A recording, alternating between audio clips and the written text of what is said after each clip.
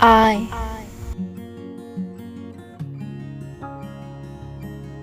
আই তোমাৰ সৈতে শেষ দেখা মোৰ মনত নাই।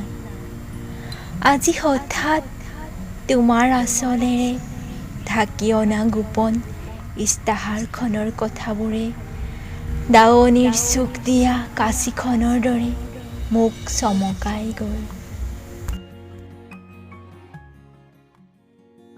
আকালৰ জুয়ে পৰি নিয়া বনোৱাৰ হাতৰ তীখাৰ হাতুৰিটোৰ প্ৰচণ্ড শব্দই মোক সোঁৱৰাই দিলে তোৰ আই তোৰ সন্মুখত।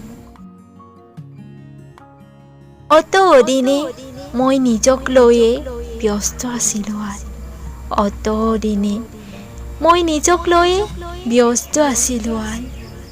আজি তোমাক পালোঁ, তীখাৰ তীক্ষ্ণতা আৰু থুৰ মেলা শস্যৰ মাজত।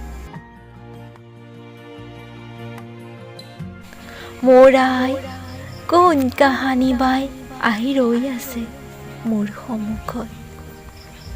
মোৰ আই কোন কাহানী বাই আহি ৰৈ আছে মোৰ সন্মুখত।